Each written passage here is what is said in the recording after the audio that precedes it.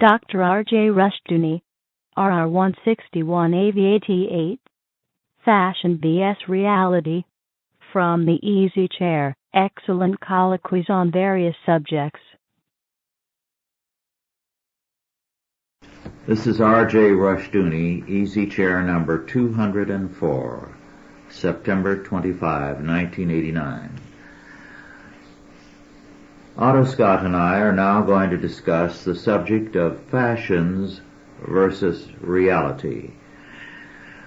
We could call the term fashions also fads, things that are superficial in a society as against the hard realities.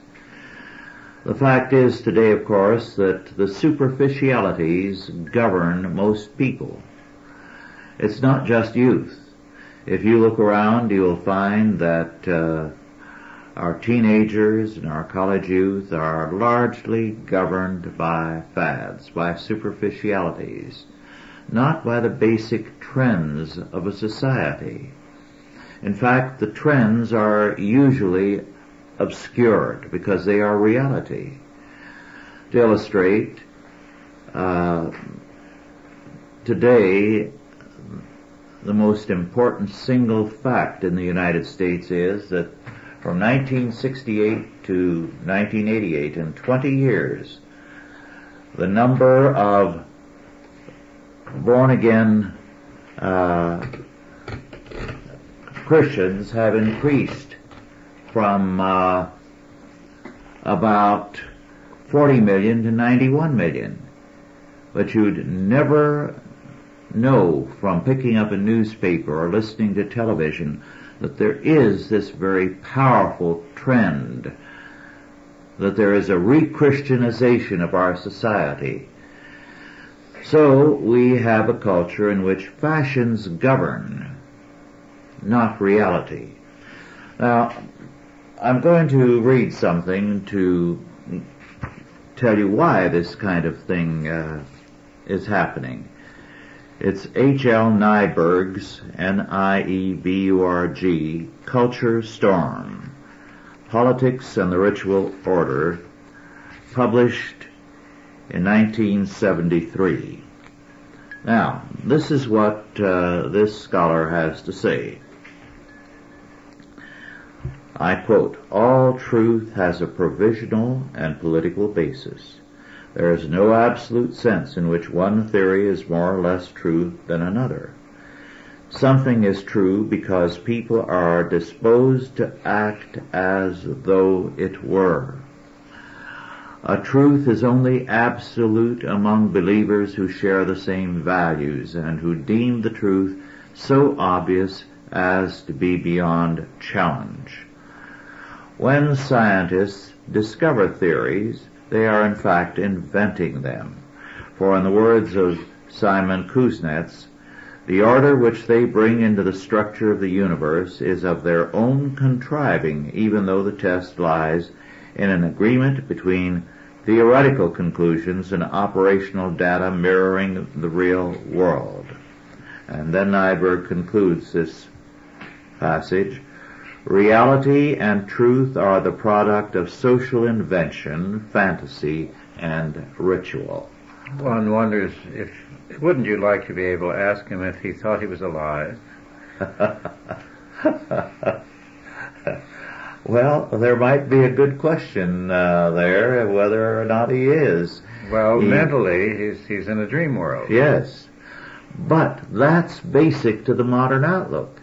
He's describing what any number of books tell us, what our high school children and grade school children are taught in values clarification courses. Reality is something of your own making, as values are. Well, a fantasy world. A fantasy world. So we have a fantasy culture. Well, we have something else. I will have to bring the matter down closer to what I can comprehend. A writer like that is somebody that I admire you for being able to read him. I simply could not do it. But I was reading recently from a set called Social England, And it's put together by a compendium of writers beginning around 1894 or so. And these are classic historians because religion is part of the description of the life of society that they provide. And there is a point here on the reigns of Elizabeth, James, and Charles where, as you know, Puritanism became distinctly unfashionable. Mm-hmm. So the Puritans became target of lampoons and cartoons and satires and plays and songs and everything else. The theater, Ben Jonson and the others dumped on them, to use the modern idiom.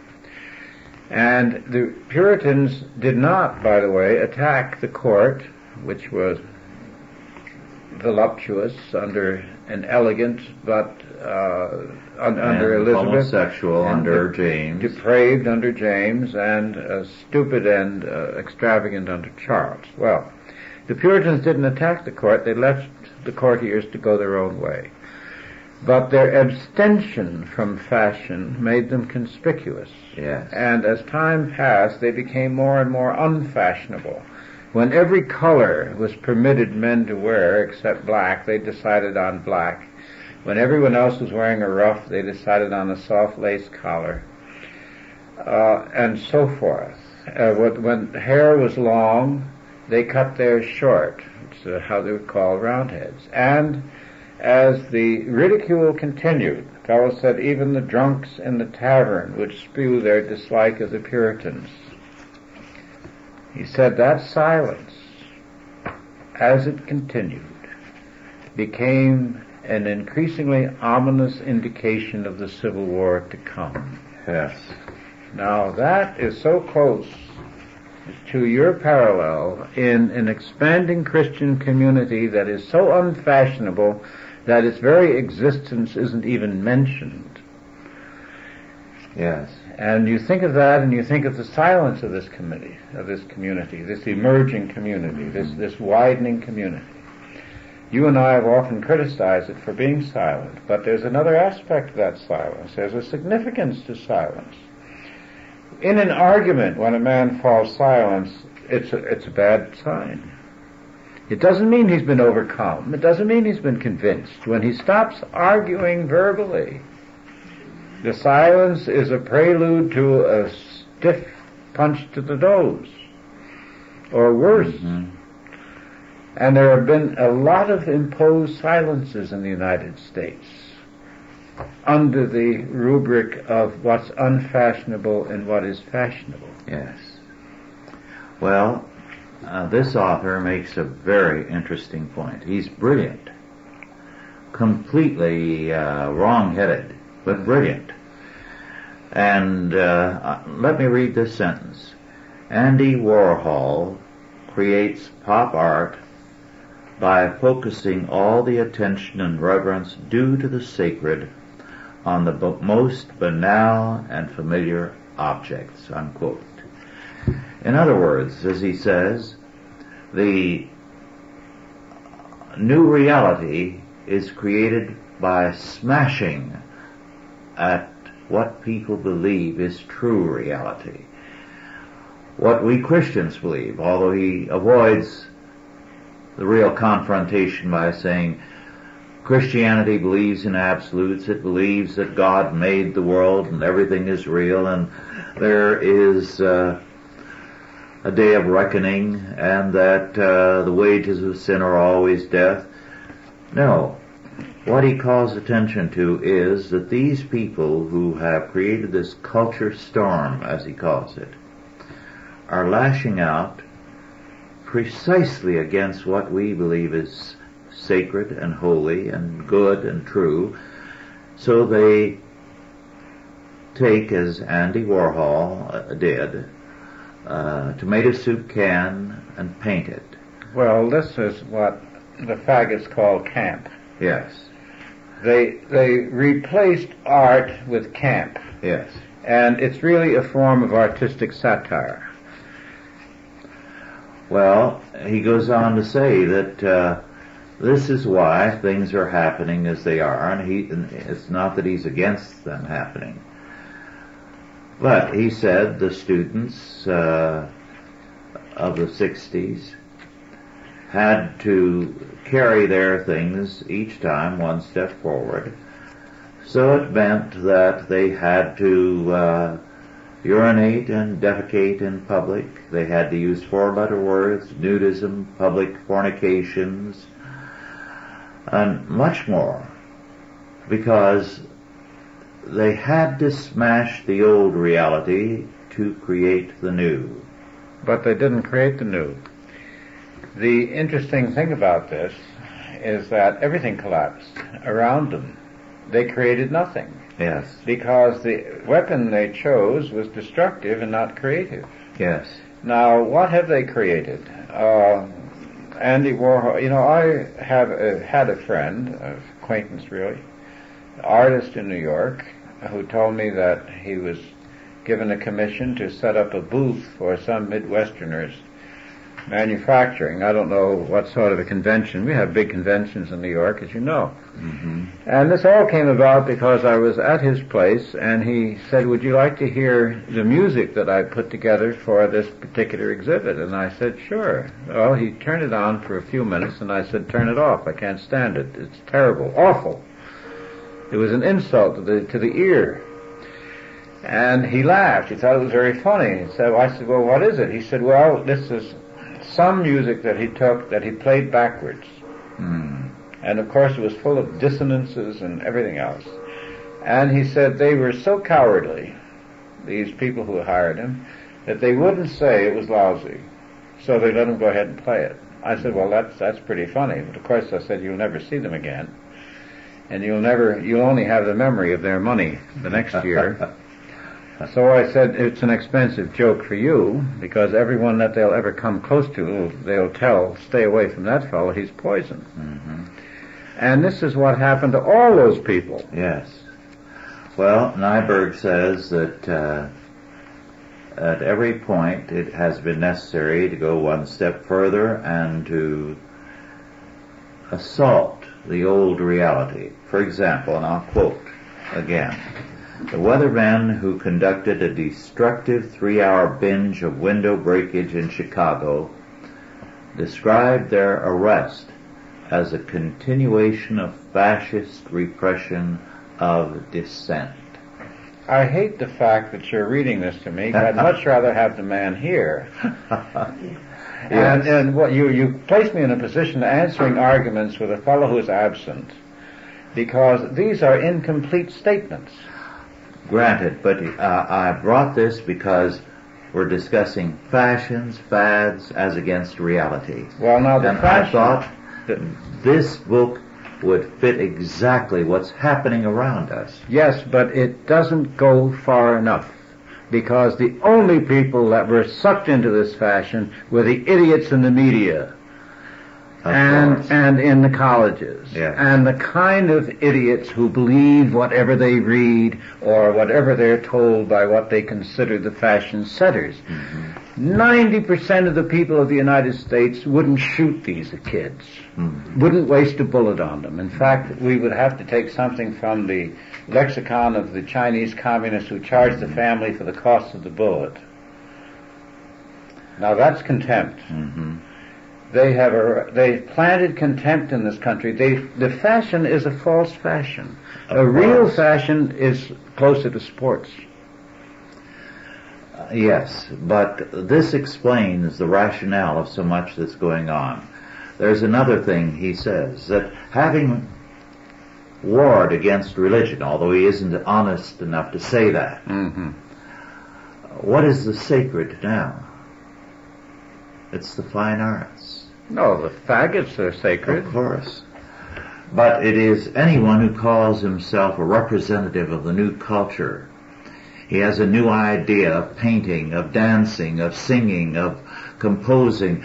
It may be pure garbage, but the point is, because it's the sacred. It is a total war with everything that we represent.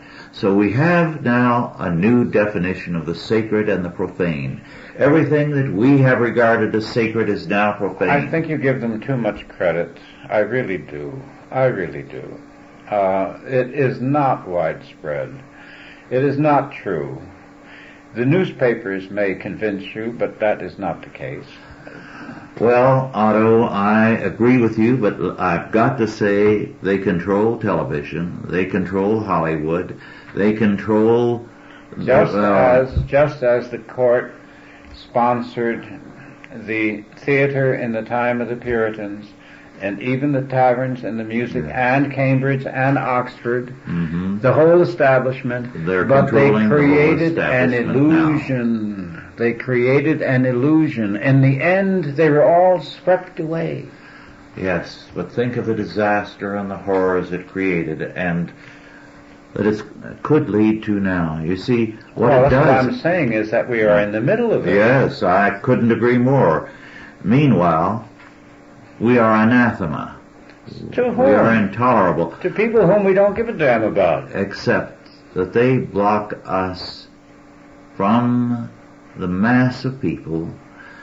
They control the money, the trusts, the foundations that have the money to give away. I wouldn't, the silence, going back to that thing again. Yes. Most of the art that I see now, in most places I go to when I travel, is representational and not abstract.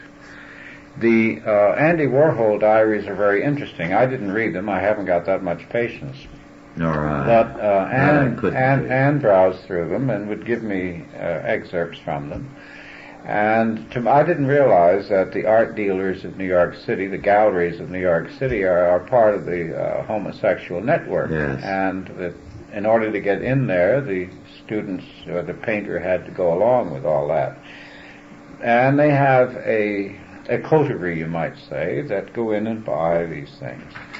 But the great increase in art has been representational art.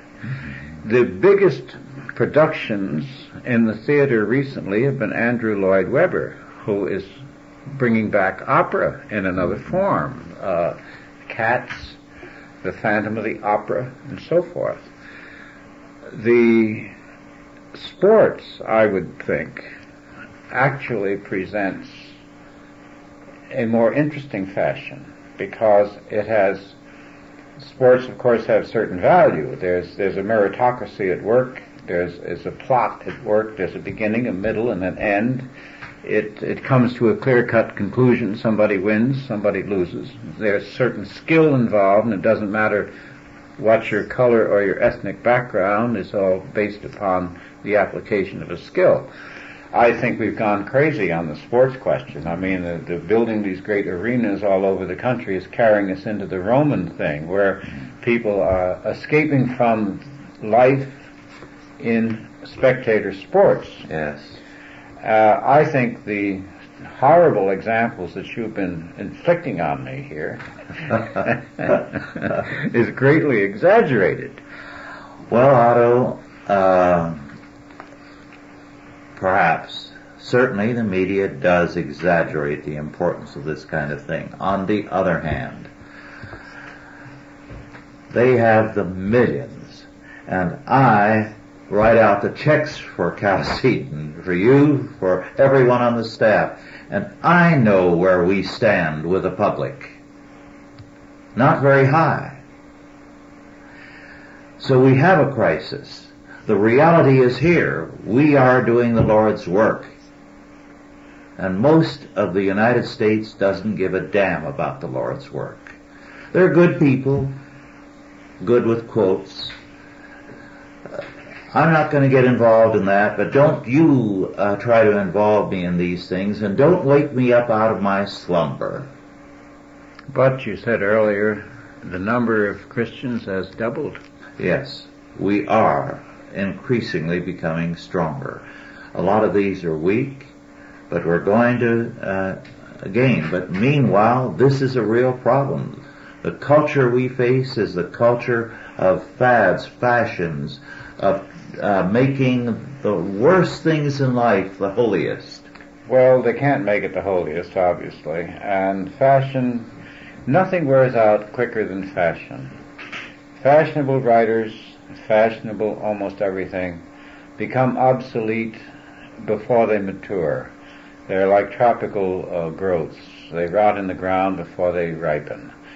It's almost impossible to keep track of the various ephemeral fads that come and go in the United States. It's like swallowing goldfish at one time, whatever, they're piling into telephone booths another, dyeing their hair green, wearing punk rock clothes, watching horror movies, all this juvenilia.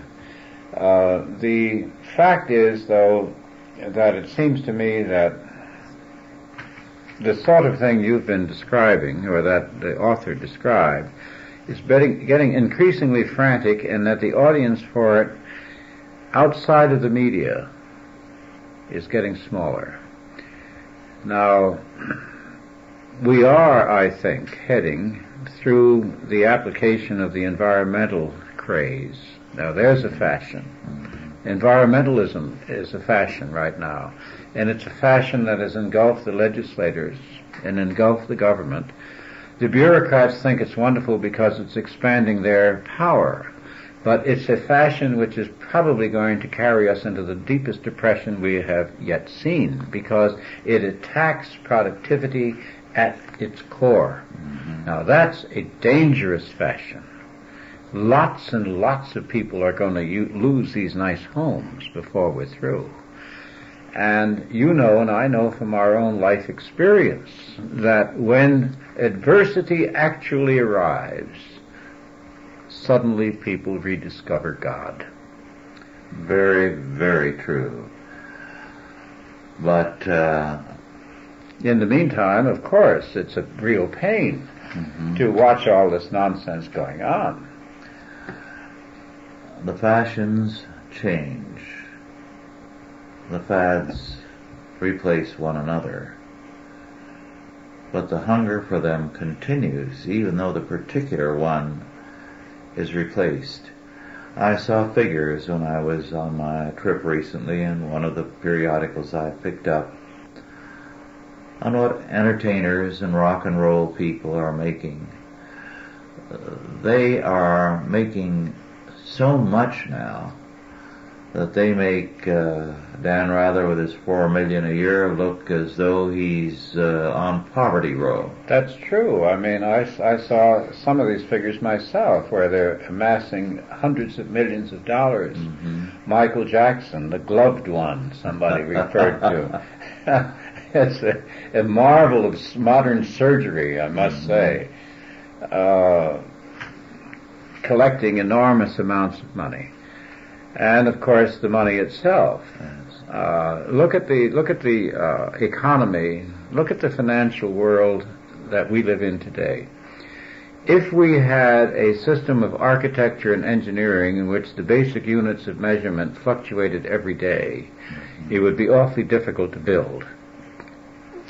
But we have a dollar that changes its value every day. You pick up the Wall Street Journal every day to see the quotation on the dollar. Yes. It goes up and down. This is the basic unit of our economy.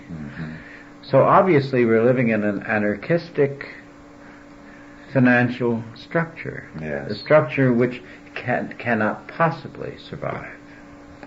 No, it cannot survive. But until it crumbles, we see these fads, these fashions, dominating our society in an appalling way. Well, this is what occurred in the Renaissance. I was very interested to read that before the Renaissance, there was no fashion in clothing. In the Middle Ages, men wore whatever they chose, or whatever seemed practical. There was no fashion in the modern sense. Fashion came in with the Renaissance in Florence, where suddenly it became the proper thing to wear certain clothes and an improper thing to not to. So that, we have to change our suits before we can wear them out, because suddenly the cuts are changed. And if you try to wear your 20-year-old suit, as I occasionally try to do, and says it doesn't look quite right. You can get into it? Oh, yes, I can get into it. Temporarily. Well, I told Dorothy on my recent trip that in this one major airport, I walked out there coming from a mountain area where fashions and fads don't exist really. Not to the same extent, at least. And here were women, well-dressed, obviously well-to-do, walking around with hairdos that you could only describe as, working them over with an egg beater would improve them. And I looked at them and I wondered, how can any woman in her right mind go around looking like that? But they were obviously proud of themselves. Well, it's true. All the women seem to turn together in unison practically into certain kinds of hairdos. I remember at one point in World War II they all began to look like poodles. They all had long curly hair and lots of it.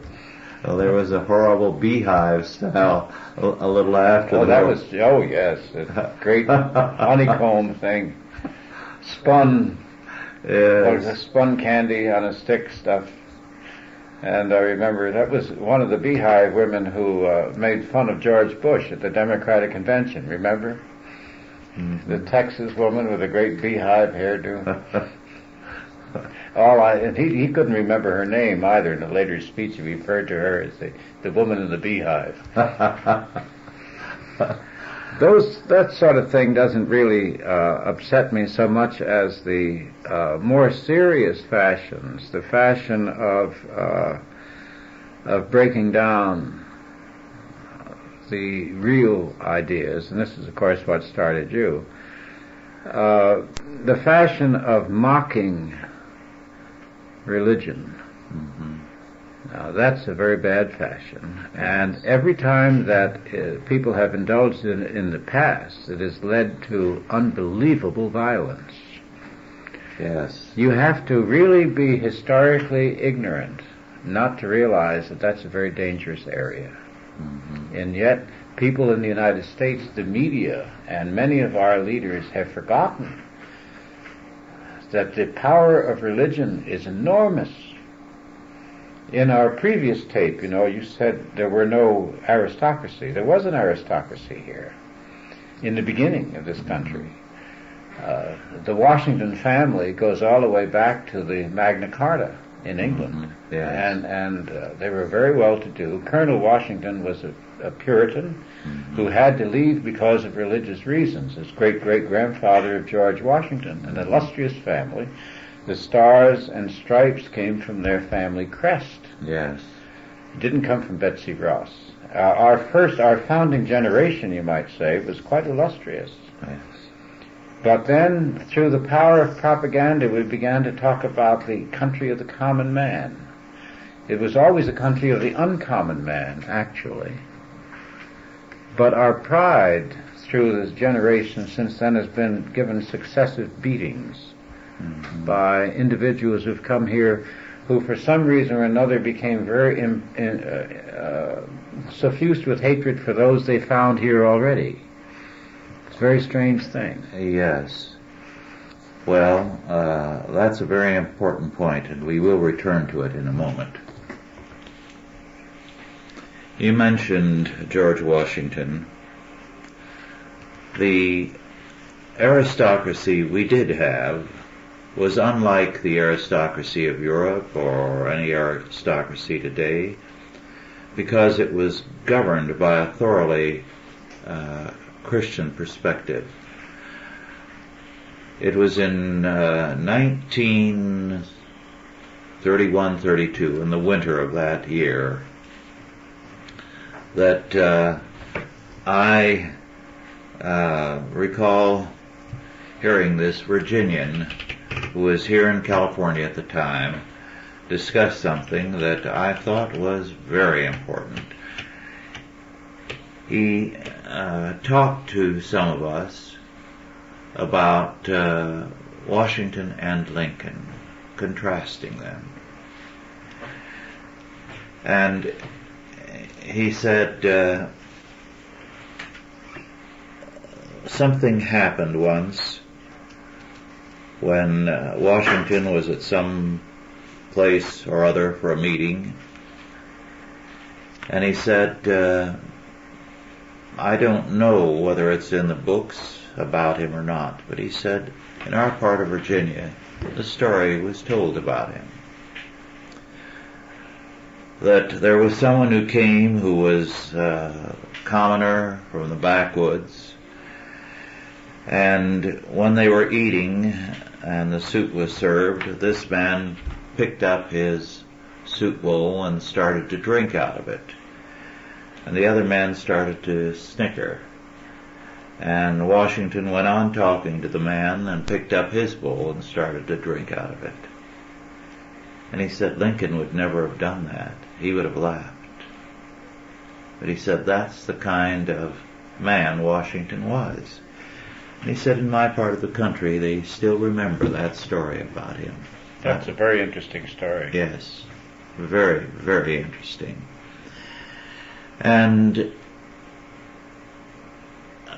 he was a man of character, and it was the aristocracy of character that Puritanism created. And that was what we had, and of course Jefferson himself picked that up and developed it and said that what the United States needed was an aristocracy that came up out of the talent, the intelligence, the abilities, the character of men. A natural aristocracy. A natural aristocracy. And that, of course, I agree with. Yes. And I remember having a conversation when I was 21 with some other young men about the same age. And we compared our situation in the United States with that of fellows our age in Europe. Mm-hmm. And we felt very sorry for them because we said, after all, they have a dossier from the time they first go to school, through every teacher's comments, all the way through, then their grades, then their jobs, and then what the employer thinks, and so forth, and they can never escape. Yes. Whereas we were free to move from one end of the country to the other to try this or try that or try the other thing, and there were no resumes in those days. Mm-hmm. You would simply go in and apply, and if they thought, you said you thought you could do it, they'd try you out, and if you didn't do it, they wouldn't keep you, and if you could, they did. Yes. But now we're in the European situation. Yes. Now it's the total. At the oil company that I was in, they didn't even interview people that didn't have a degree. Mm-hmm. They wouldn't even allow them to be interviewed. Imagine all the talent they cut out. Yes. Well, to get back to that Washington story, our subject is fashion versus reality. Yes. And the men around the table there with Washington were being governed by the polite and worthwhile fashions of eating at the table, but Washington was governed by reality. He recognized the caliber of that man. Here was a backwoodsman with very little in the way of social graces, but a man with whom he could go a long ways because he knew the character of the man. Now that's living with reality. But today, by and large, the exterior, the externals, the fashion side of a person, the appearance, is what governs most people, not the reality. Well, this is the reason I brought up that example of Thorsten Veblen's Certificate of Gentility in the American style. Mm-hmm. The certificate is more important than the individual. Mm-hmm. That's a fashion. Yes. Our fashion is a Mandarin fashion. Then we have certain fashions and ideas of benevolence, of what we should do for the poor. Now, in all these millions upon millions of welfare men, welfare women, welfare families, how much training do they receive to make them personally responsible and able to earn a living? So far as I know, none. Mm-hmm. Or relatively none. Yes.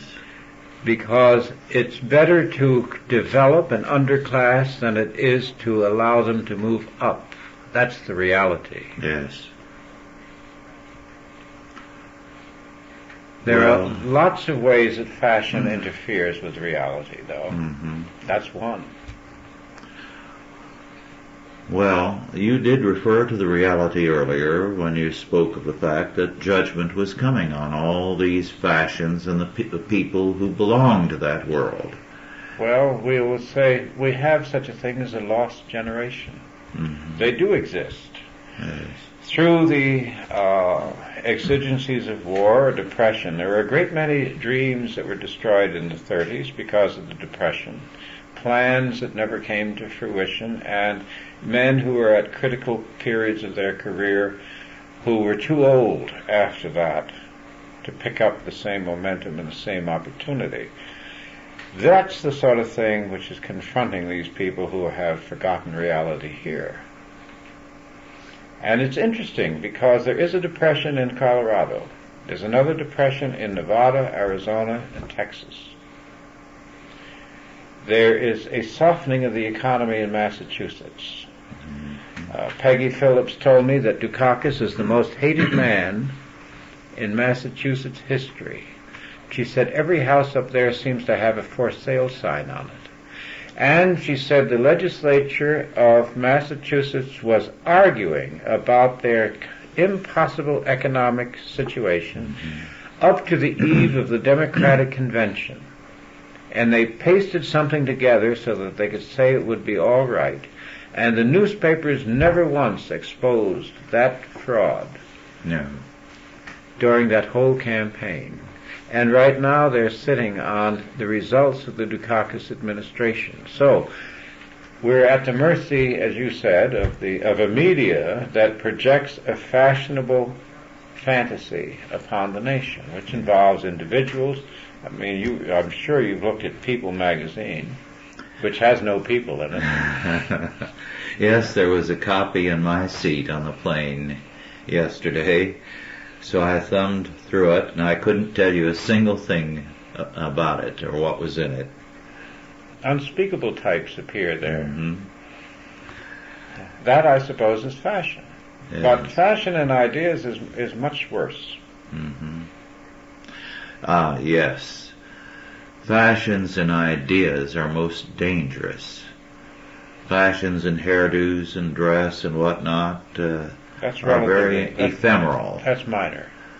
But fashions and ideas are deadly in their consequences. Well, I listen to, try to listen on occasion, the TV news. I've watched it. They average 3 items, and the rest is ads, sports, and weather. Mm-hmm.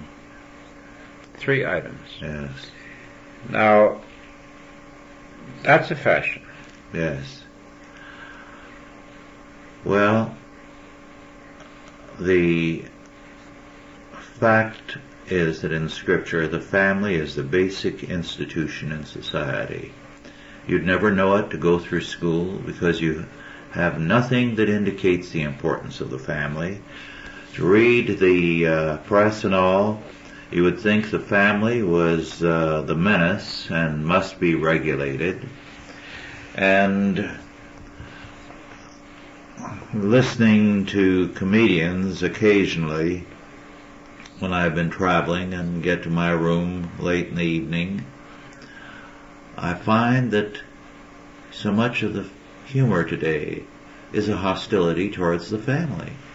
We don't have comedians of the old style whose humor was kindly. Now it'll be a venomous attack on mothers and fathers, on the family. I do remember one thing in that, I believe it was in that People magazine I looked at. It was by, what is her name, Roseanne Barr? I don't know. Isn't that the name of this woman who's a comedian? Expressing her anger at her parents. And using bad language to describe what she thought of their sound moral advice. That's so common now. Well, that's the Restoration Theatre. Yes. And the theatre before the Restoration, the theatre before Cromwell. Every one of these indications have in the past led to great debacles, without exception. Yes. So history as a laboratory of human behavior in which certain actions get certain reactions is interesting in that sense. There's always a difference in the idiom. They don't repeat precisely because, of course, the costume is different, the fashion and speech is different, but the basic arguments are always the same. Yes, you mentioned the theater before. In the time of James I, Ben Jonson was giving himself to the production of masks for the court, and Inigo Jones was using his artistic talents for production. If you read those masks now, it's only an exercise in self-discipline that gets you through it, because they are basically unreadable. Yes. They were a spectacle, mainly. The remarks were full of allusions through all kinds of fantastic figures and persons to members of the court. So it was a spectacle that flattered people. Well, it was like listening to high school jargon today. Unless you go to the high school, unless you know the people, you can't follow it. Very, very limited. Yes, there was no connection between the masks and reality. None whatever. And the same thing was true in the Renaissance. And the same thing was true before the French Revolution. Yes. And what we're talking about is the people who dance on the edge of the crater. Yes. There's an earthquake coming, and only the blind cannot see it. Yes. This government is supported by illusions, great stately illusions. And in many ways, the American society has almost outstripped its ability to reason. Even the language, the language of public discourse, let's say, the language on television of the debates, the language of the after-dinner speaker, is so stilted that it'll put you to sleep. That's for sure. The other day, or the other evening, I heard Senator Wallop of Wyoming push the prepared speech to one side. He's just joined the Senate Armed Services Committee. He listened to Admiral Crowe, the former Chief of Staff, whom he said is a Soviet apologist. He reviewed the enormous leap forward of Soviet armaments around the world. They're turning out a nuclear submarine every 7 weeks. They have their submarines on all our coasts. They have all their satellites armed in space. And one of my scientific friends is fond of telling me that we're ahead scientifically in space, which is like saying our laboratory is ahead of their gunship. And he introduced into this talk, and it was a relatively short talk, he said, what do we need in the United States? We need honesty. We need honest speaking. He said, the men in Washington that I know will not be honest with the people, and they blame the people. He said, they're blaming you because they say that you would not support them if they became honest. And in the meantime, he said, there is not an honest report being given to the people of the nature of our peril, the nature of our situation, in effect, the nature of reality. He was breaking with political fashion in that speech, and he had everyone spellbound. Spellbound. I can't say that they're going to do anything, because you know you have held people and I have held people, and they come up and they tell us how wonderful it was, and nothing ever happens. Yes. You tell them they're going to hell and they say, I enjoyed that. It's weird. Yes. But when you do hear a real speech, it leaves an indelible impression. Yes. We have the fashion in this country of not speaking, of not leveling. Not leveling. Mm-hmm. I mean, how often have you heard somebody say, "You're an idiot, I don't want to hear anything more from you"?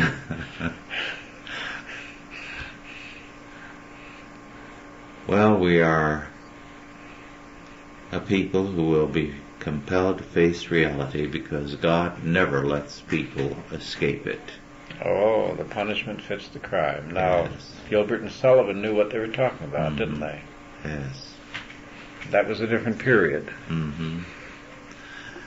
And Sullivan was a Christian. Yes, indeed he Very was. strong Christian. Author of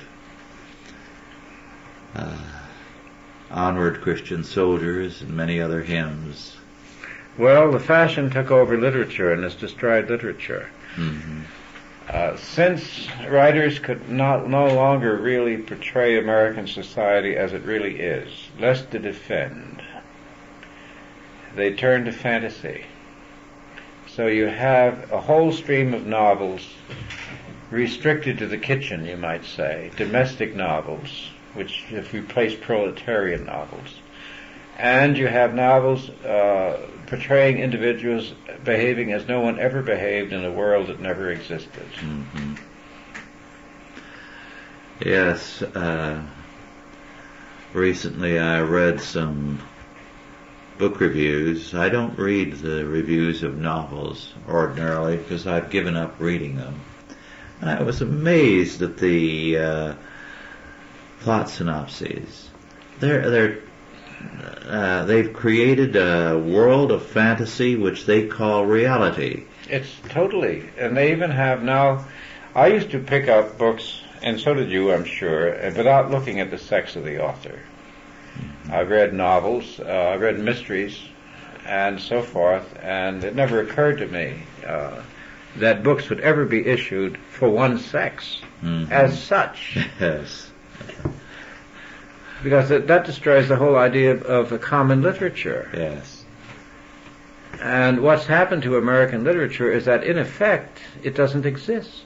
Mm-hmm. There's a fraud out there, but real books, no. Mm-hmm. Real literature in the classic 19th century sense no longer exists. Yes. And less and less people read. And less are able to read, unfortunately. Same thing. Mm-hmm. Because if you're able to, you can't resist doing it. Mm-hmm. But if you're not able to, well, then of course the resistance becomes almost automatic. Yes. And what do the young people sing when they try to sing? What lyrics? There aren't any songs. Yeah. In the classic sense. The only songs are the old songs. Mm-hmm. I mean, Irving Berlin died at 101 the other day, and people are still singing and playing his songs. Yes, and it's interesting that he quit writing because he said he could no longer fit into this age. Is that what he said? Yes. He withdrew totally because he said, I can't understand these people. I can't understand what they call music. Well, there's no lyrics. No. You know that Anne Thurston broke one of her foster children from the habit of listening to rock by forcing him to write down the lyrics. Well, he had to listen for several days. Mm-hmm. They kept playing the record or the tape over and over, and he finally wrote down the lyrics and hasn't listened since. Was horrified himself at what they were actually saying. Yes. But these aren't songs in the ordinary sense of the word. I mean, they begin with the pulse beat, you know, yes. Time to your pulse, and then they gradually get heavier and heavier. They build up to a tempo. But the words are grotesque, satanic. Yes, they are designed by the beat to break down the connection between mind and emotions, to create only a visceral reaction. Oh, you might as well have tom-toms and a fire. Yes.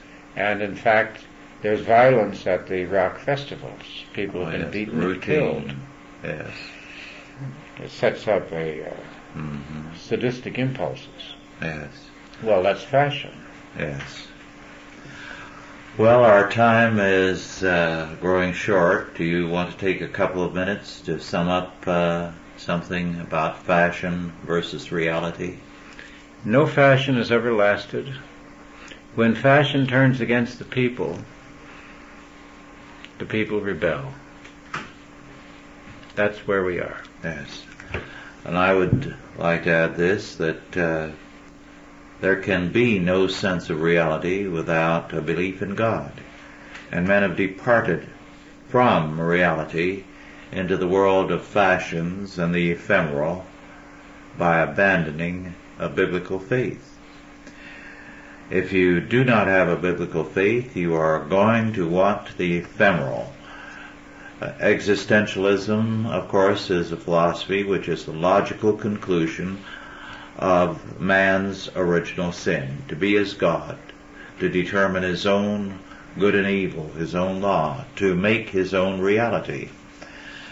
And what we see in the world of fashions around us now is a determination of reality, an attempt to determine it. Now, if I may take a little longer, I read something recently on fashions and the fact that a dress that is out of style suddenly looks ugly, whereas it was once desirable. A hairdo that is out of style becomes very ugly suddenly, because it's no longer the reality to them of what is in with people. So that reality to them in the world of fashions and fads is an illusion. It is what other people think is dominant. And it's the view of man, not God's perspective. Castiglione in the Courtier said the important thing about the Courtier was that his audience should always be important people. He should never be brave when there was no one around, in other words. In battle, if the commanding officer or the prince could see him, then he should grandstand. And John White, in writing about the Renaissance cavalier, said that the issue was basically, who are you performing in front of, God or men? And that's the issue in fads versus reality, because if you perform in the eyes of men, you say their ideas are the reality. If you perform and live your life in the sight of God, you know God is the reality. Well, thank you all for listening, and God bless you.